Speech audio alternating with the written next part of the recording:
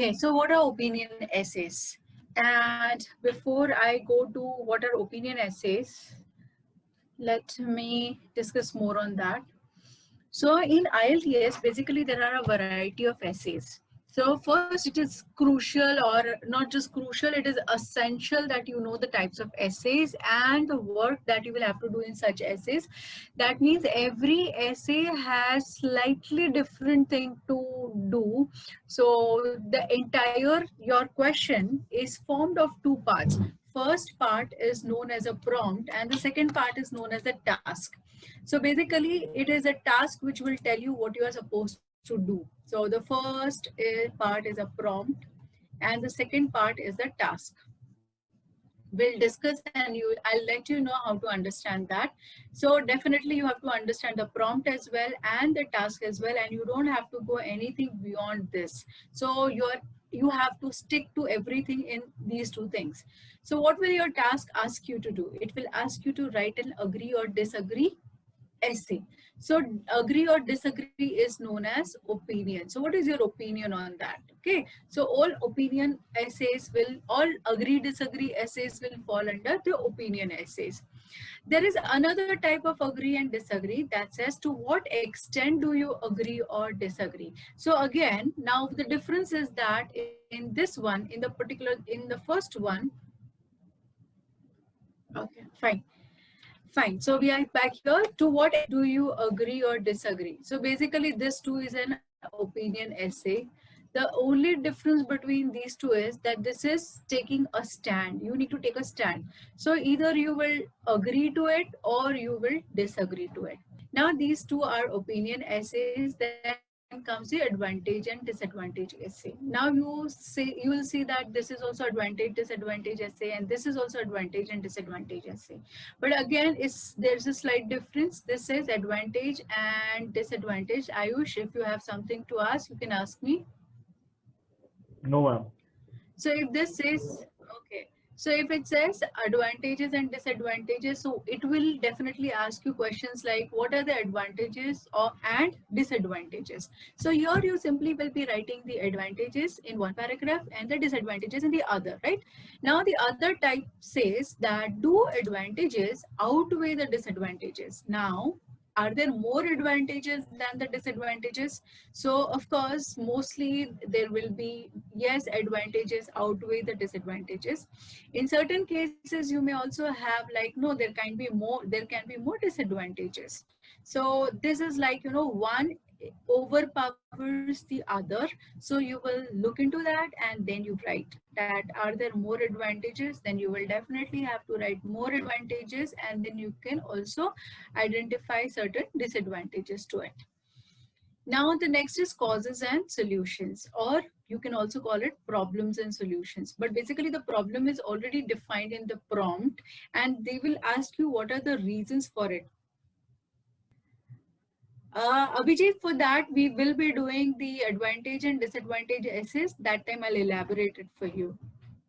Okay, so we are going to have one day when we are going to talk only on advantages and disadvantages. So this is some people will say it's a problem and solution essay or causes and solution essay because the problem is already defined in the prompt, but they will ask you what are the causes for this problem and what are the solutions that you can give for this. So that's called a causes and solution or problem and solution essay.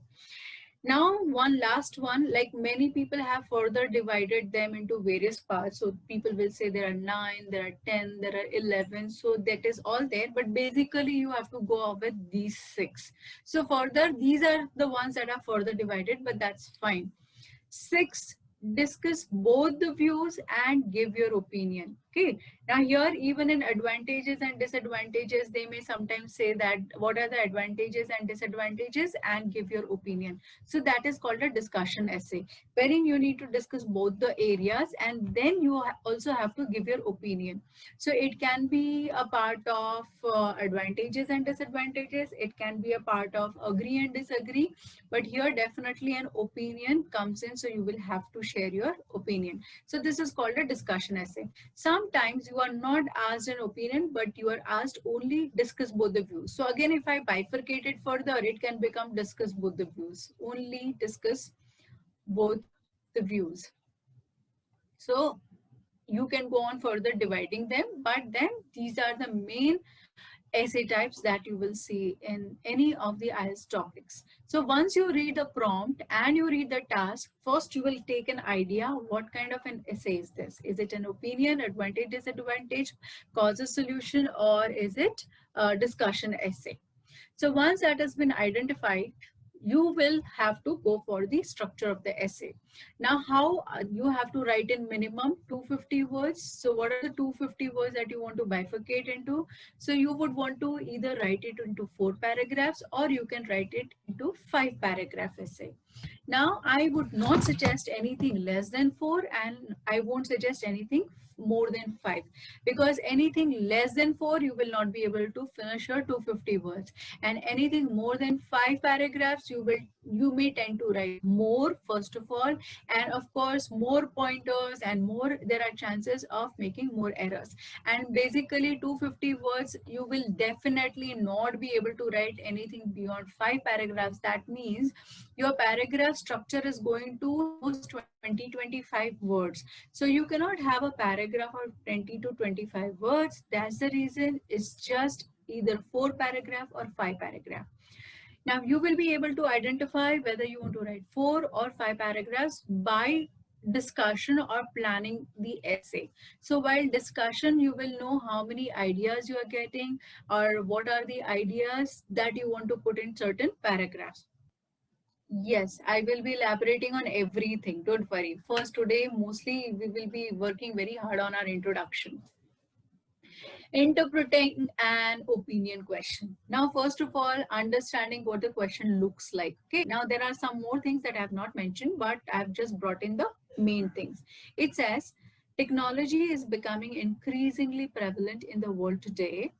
In not too distant future, technology will completely replace the teacher in the classroom. So this is called your prompt. This is called the prompt.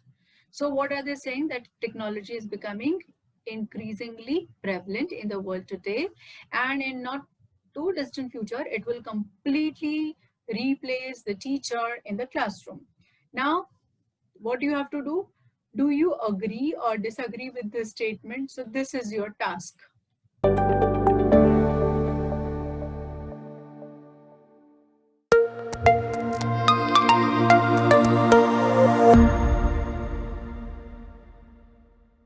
Hey everyone, if you liked this video, make sure to subscribe to our channel for more content related to the IELTS exam. Also, check out the description for the link to our Telegram group where we discuss IELTS preparation daily.